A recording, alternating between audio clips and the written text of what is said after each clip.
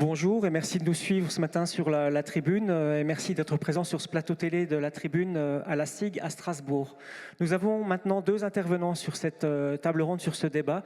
Olivier Luanzi, bonjour. Vous êtes auteur d'un rapport sur la réindustrialisation de la France et auteur d'un livre sorti il y a un an qui s'appelle Les néo-industriels. Bonjour. Quels sont les profils des nouveaux créateurs d'entreprises industrielles? On en parlera tout à l'heure. Est-ce qu'il y en a dans le Grand Est? On verra ça aussi. Claude Sturny, bonjour. Vous êtes vice-président de la région Grand Est, chargé du développement économique de la région. Il y a 3 semaines, monsieur Sturny, il y a 3 semaines, lors du sommet Choose France, EY a sorti un classement des régions de France en matière d'attractivité et d'attractivité de grands projets industriels. Le Grand Est se classe 3e, ce qui semble être une bonne surprise. 3e derrière l'Île-de-France et la région Auvergne-Rhône-Alpes. Qu'est-ce qui explique cette bonne performance en 2023 du Grand Est? Alors, effectivement, 3e en France, mais 9e en Europe. Et ça, on mesure l'importance de la région quand on se dit on est juste après la Bavière et avant le Bade-Wurtemberg et avant la Catalogne. Donc, sur la carte de l'Europe, on est assez fiers de figurer dans ce classement-là. Alors, qu'est-ce qui fait que on a un certain nombre de projets récents qui ont trouvé dans le Grand Est une localisation. On aura l'occasion d'en parler, mais j'en prendrai juste une, c'est l'implantation à Sarreguemines d'Holosolis. Là, on parle de 1500 emplois à terme. On parle de 50 hectares qu'il a fallu trouver. Il a fallu mobiliser des moyens humains et je pense qu'entre tous ces éléments-là, on comprend quelle peut être la réussite de l'implantation d'entreprises étrangères. Mais on est très fiers d'avoir su attirer des entreprises. On est très fiers aussi du développement des entreprises qu'on a déjà sur notre territoire. Parce que, vous savez, je suis également maire de Haguenau. Les entreprises étrangères dans ma ville, dans mon territoire, sont aussi des entreprises qui ont continué à se développer. Et en termes d'impact sur l'emploi, en termes de volume d'investissement, eh bien c'est très important. Olivier Luanzi, c'est le bon prisme, effectivement, dézoomer comme ça, aller voir comment on se positionne en Europe. Vous qui avez été chargé par Bercy d'une mission sur la réindustrialisation, de regarder ce qui va se faire d'ici 2035. Il faut regarder, oui, ce qui se passe en France, mais il faut aussi dézoomer, regarder un petit peu ce qui se passe chez nos voisins. Alors naturellement, on est en économie, donc la dimension pertinente, c'est la dimension européenne. Un investisseur étranger qui vienne des États-Unis ou d'Asie visera le marché européen. Alors certains plus l'Ouest, certains plus l'Est, mais c'est cette zone économique qui est en concurrence avec les grands continents puissances que je viens de citer. Donc la dimension européenne est naturellement la dimension pertinente. On est dans le champ de l'économie. Cependant, il y a toujours un cependant, on a une spécificité en France, c'est que nous avons beaucoup plus désindustrialisé que les autres pays européens. Nous avons dénigré l'industrie, nous avons créé des freins au développement de ces projets. Et notre première priorité, que ce soit au niveau d'une région ou au niveau national, c'est d'abord de remettre à l'endroit ce que 40 ans de désindustrialisation ont mis à l'envers. Et c'est ça qui nous permettra, je dirais, de rejoindre le peloton européen dont nous sommes aujourd'hui détachés, et pas par une échappée à l'avant, plutôt une échappée à l'arrière. Alors il y a un certain nombre de sujets qui ont été évoqués à l'instant. Il y a naturellement le foncier, qui est un sujet de plus en plus pressant. Je fais partie des gens qui sont convaincus qu'on peut et réindustrialiser et faire le zéro artificialisation nette ensemble, mais peut-être pas avec les modalités qu'on a mis aujourd'hui dans les textes. Et ça crée une contrainte. Alors, une contrainte pour certains, et puis sans doute un atout pour cette région, parce qu'elle est très riche en friches. Alors ça a été des moments de douleur, parce que ces friches sont souvent d'anciennes friches industrielles, donc de fermeture, de plans de licenciement, de familles détruites aussi. Mais il faut dépasser ce cap-là, et aujourd'hui, ça devient un atout. Oui, monsieur Sturny, dans le Grand Est, on a plus de 20 000 hectares de friches industrielles. Certaines sont exploitables, d'autres le seront plus difficilement. Est-ce qu'elles sont bien situées et quelles sont les échéances pour les rééquiper et pour les relancer avec de nouvelles activités? Alors c'est une question importante. Elle se traite à l'échelle du Grand Est Elle se traite également au plus près dans les territoires. En l'occurrence, généralement, c'est les intercommunalités qui sont en charge du foncier. On a la chance d'avoir des friches, oui, parce qu'aujourd'hui, ça devient une chance.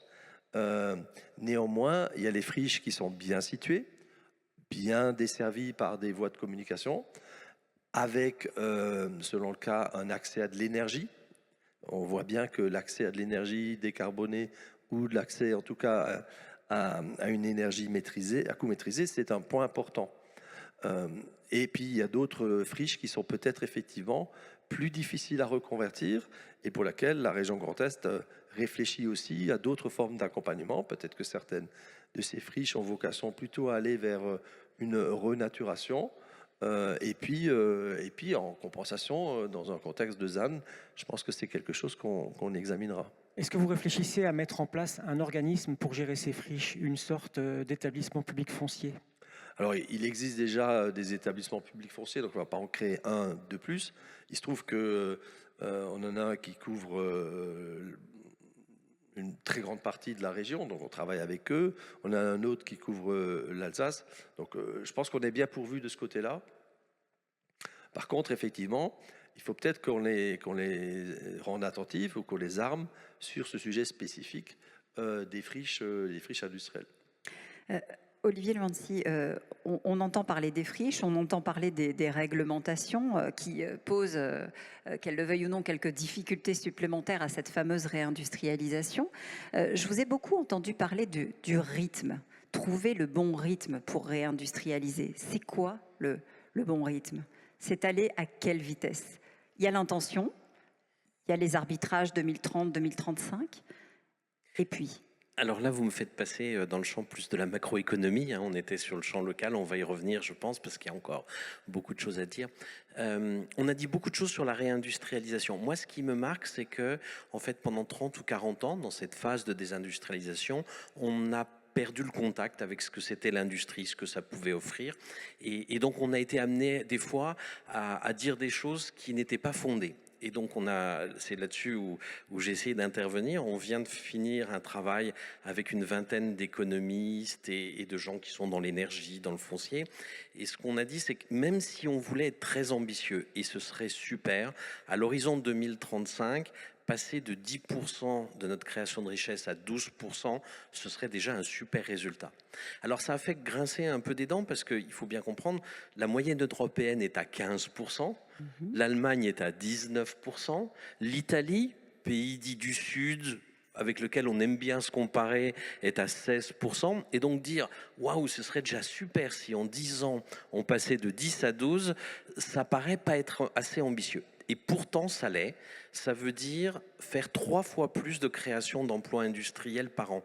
On est aujourd'hui de l'ordre, avec tous les efforts qu'on fait, fait par le gouvernement, fait par France 2030, fait par les régions, les élus aussi, des intercommunalités.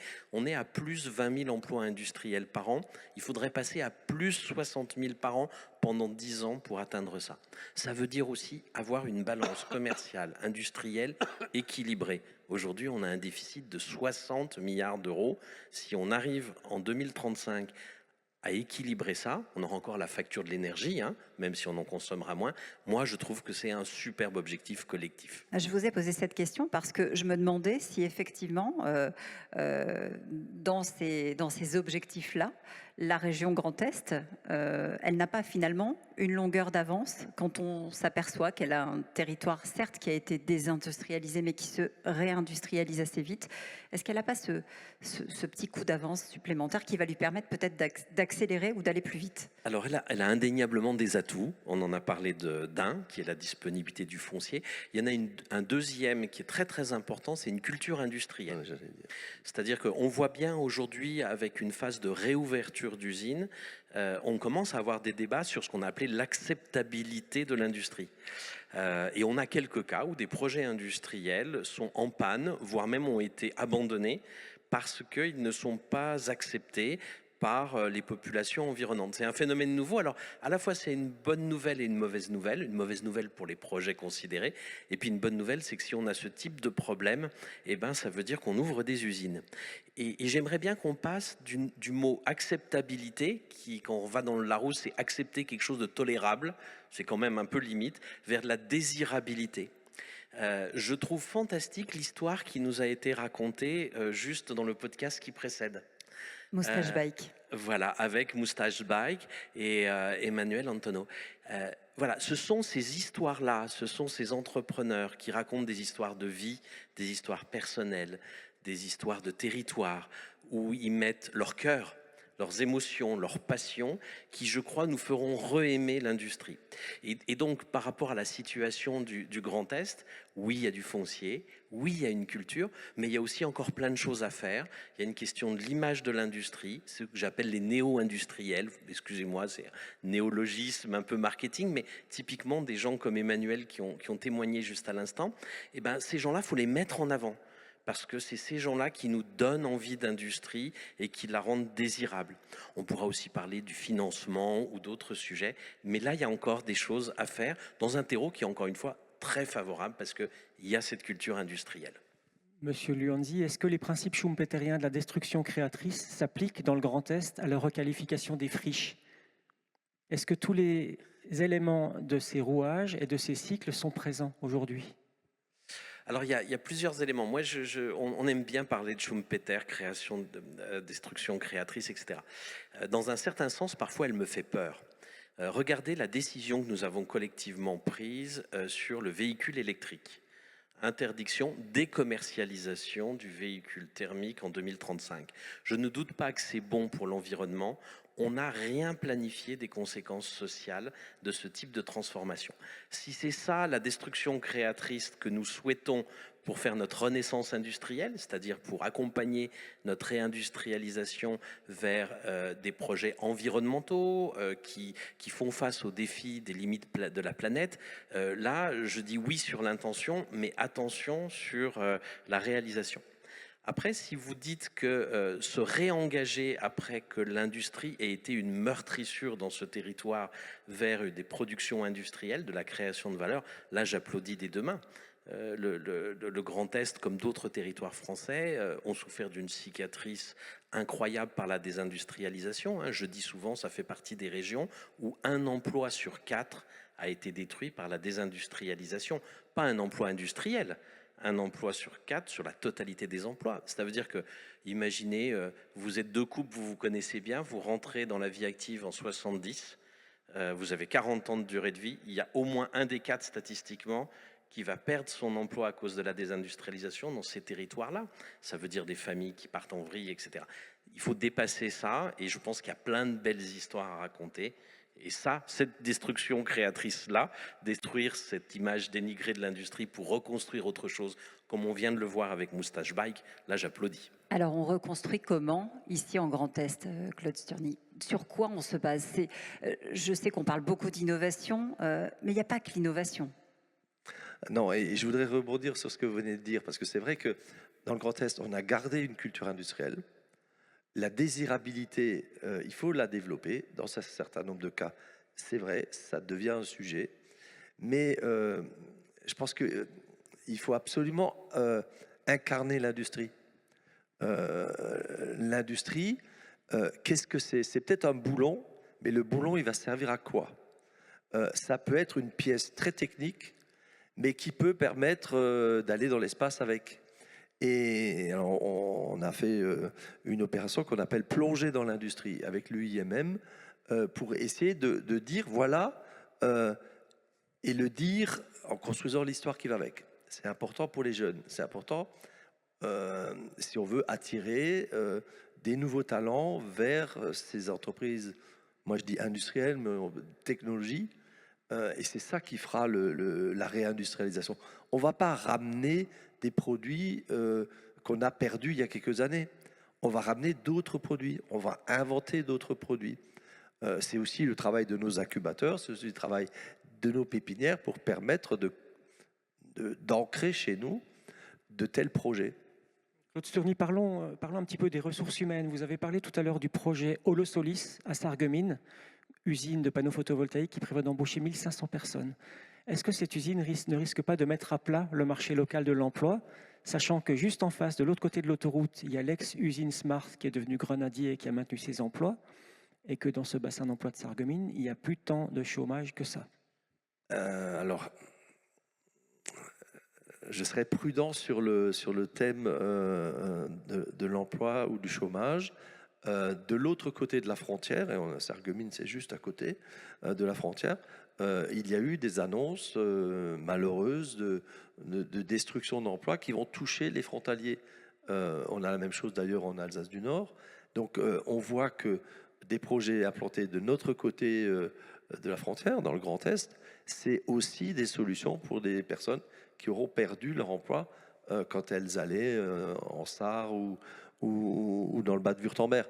Donc, et puis, il y a évidemment aussi l'évolution du tissu économique chez nous. Je pense qu'à Sarreguemines, en même temps qu'on va avoir la montée en puissance progressive d'un projet comme Holosolis, eh bien, il y aura d'autres évolutions du bassin d'emploi.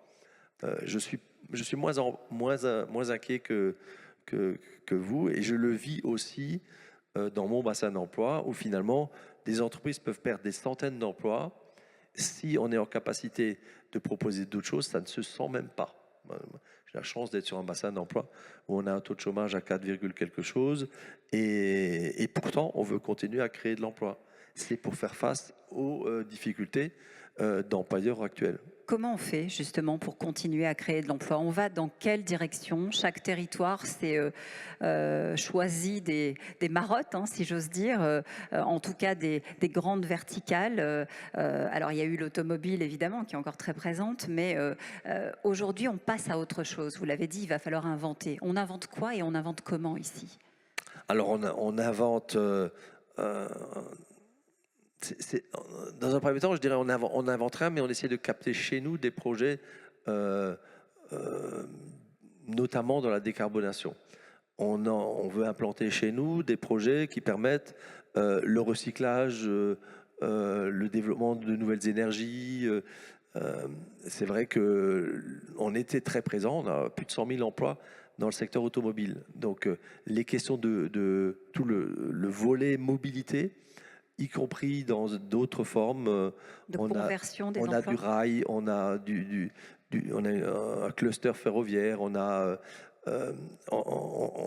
amener en fait progressivement des salariés à se former sur d'autres métiers. On va d'ailleurs passer lors de la prochaine séance plénière un programme ambitieux concernant la filière automobile. Olivier Lanty. Oui, je pense qu'il y a quelque chose que vous avez indiqué en début d'échange. La réindustrialisation, on l'a beaucoup vécu comme le monde des startups, la Startup Nation, etc. C'est-à-dire beaucoup d'innovation de rupture. Alors, c'est important, c'est essentiel. Mais c'est quoi? C'est 30% à peu près Mais aujourd'hui? encore une fois, ce qu'on vient de valider comme chiffre, et puis il y a une deuxième étude qui est sortie par BPI France, c'est à peu près un tiers de notre potentiel de réindustrialisation. Les deux autres tiers, c'est la densification du tissu industriel existant. En fait, il y a des projets qui restent dans les cartons, dans les PMI, dans les ETI des territoires. Il faut bien comprendre, je veux dire, après 40 ans où on a dit l'industrie c'est has-been, vous êtes un chef d'entreprise industrielle, qu'est-ce que vous faites là? Vous devriez déménager en Asie, parce que c'est quand même le message collectif que nous avons porté auprès de ces gens-là. Ben, ils sont un peu réservés pour reprendre des risques, et puis c'est compliqué, puis il y a les procédures, et puis il y a les financements, et pourtant il y a plein de projets. Donc le premier gisement, il ne faut pas négliger les innovations, hein, c'est pas mon propos, il faut trouver le bon équilibre, le juste équilibre entre les deux, et ça à mon avis c'est un gisement qu'on a un peu, pas délaissé, mais qu'on n'a pas valorisé, qu'on n'est pas allé activer au niveau de ce potentiel. Monsieur Sturny, récemment, les deux grosses ETI alsaciennes, Soprema et Groupe Schmitt, ont annoncé des réinvestissements en Alsace. Qu'est-ce que vous avez fait pour les retenir? Et est-ce qu'à un moment, vous sentiez qu'ils avaient envie d'aller ailleurs? Alors, d'abord, elles sont en réussite ici. Elles n'ont pas spontanément envie d'aller ailleurs. Elles continuent à exister dans un marché. Le marché, elles le connaissent. Et moi, je connais beaucoup d'entreprises qui simplement se développent parce qu'elles sont bien là où elles sont. Ce sont toutes les deux des ETI qui sont très présentes à l'international, qui ont déjà des usines à l'international, mais qui réinvestissent en Alsace. Qui réinvestissent en Alsace à cause de la place centrale que peut représenter le Grand Est en Europe, mais aussi parce qu'elles connaissent le vivier de talents et elles savent qu'elles peuvent être attractives ici. Aller ailleurs, ça veut dire créer une image. Ici, elles ont cette image. Faut reconnaître que ce sont aussi des entreprises qui sont vertueuses par rapport à leur environnement. Et donc, elles sont bien accompagnées, ces entreprises. Elles sont, et c'est un des points importants de notre stratégie en matière de développement économique, c'est que chaque entreprise doit avoir un référent dans l'écosystème d'accompagnement. En l'occurrence, pour les deux que vous avez cités, c'est l'Agence de développement économique, c'est l'ADIRA, qui couvre l'Alsace. Et être en confiance et être accompagné sur la durée par quelqu'un de cet écosystème, mais ça ne vous donne pas nécessairement envie d'aller voir ailleurs, alors qu'on va tout faire, évidemment, pour vous proposer des solutions localement. Ça rejoint ce que vous venez de dire, hein, Olivier Lanty, investir aussi sur celles qui sont déjà là, sur ce patrimoine industriel qui est présent. C'est aussi comme ça qu'on va arriver à réindustrialiser et à faire venir, je crois qu'il faut, si mes chiffres sont bons, recréer d'ici 2035 50 000 emplois industriels aujourd'hui. C'est ça l'idée, en tout cas l'intention. 60 000 par an. 60 000 par an. Et peut-être un dernier point, on a parlé de foncier, on a parlé de formation, de désirabilité de l'industrie. L'argent, ça reste le nerf de la guerre. Et quelque chose qui me semble important à l'avenir, c'est nous avons, nous Français, beaucoup d'épargne. 6 600 milliards d'euros d'épargne financière. Et je ne compte pas les maisons, les appartements, etc., la partie immobilière. Il faudrait que 2 à 3% de cette épargne s'oriente vers l'industrie pour qu'on finance notre réindustrialisation.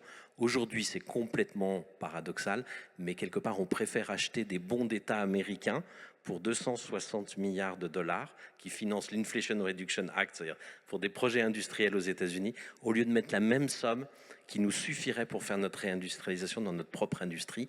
Les régions ont un rôle à jouer en créant des fonds régionaux. Moi, j'ai envie de vous donner un pari, un objectif, créer des fonds à la hauteur de 1 milliard d'euros pour votre région. Là, vous répondrez aux besoins de la réindustrialisation de votre territoire, pas avec de l'argent public, mais en collectant l'épargne des citoyens du Grand Est. En faisant le pari que les citoyens ont envie de réindustrialiser leur territoire, c'est tentant. C'est tout à fait tentant. Il y a un certain nombre d'initiatives qui ont déjà été prises dans ce sens-là.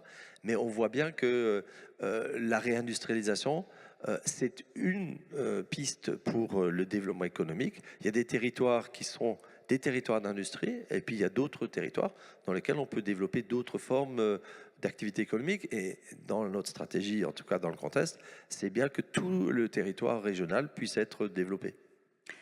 Merci, messieurs, d'avoir été avec nous pour conclure cette matinée d'échange et essayer d'envisager ensemble les perspectives de développement pour cette région Grand Est. C'est la fin quasiment de cette émission spéciale en direct ici à la SIC. Je vais donc demander à Tatiana de Franqueville, directrice de la Tribune, directrice générale, de bien vouloir nous rejoindre.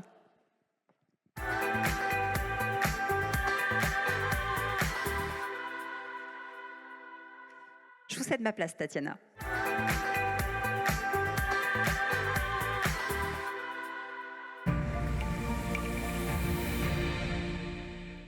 C'est une nouvelle étape de Génération Transformons la France qui se termine ici en région Grand Est.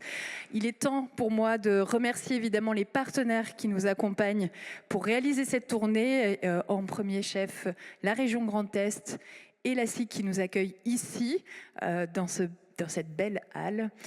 Évidemment également BPI et Business France et Mars Wingley qui ont permis l'organisation de ce magnifique plateau TV. Je remercie les rédactions, Olivier Mirguet, Merci. Raphaël Duchemin, évidemment, toute la rédaction de la Tribune, Philippe Mabi, les équipes événementielles et développement qui permettent l'organisation de ces événements. Et c'est l'occasion pour moi de vous donner rendez-vous dès cet après-midi. Vous le savez, l'actualité est chaude en ce moment sur latribune.fr où se rencontrent 3 millions d'acteurs économiques et citoyens français chaque mois, chaque dimanche avec la Tribune Dimanche, puisque c'est le jour où on se rassemble autour de l'information politique, économique, culturelle.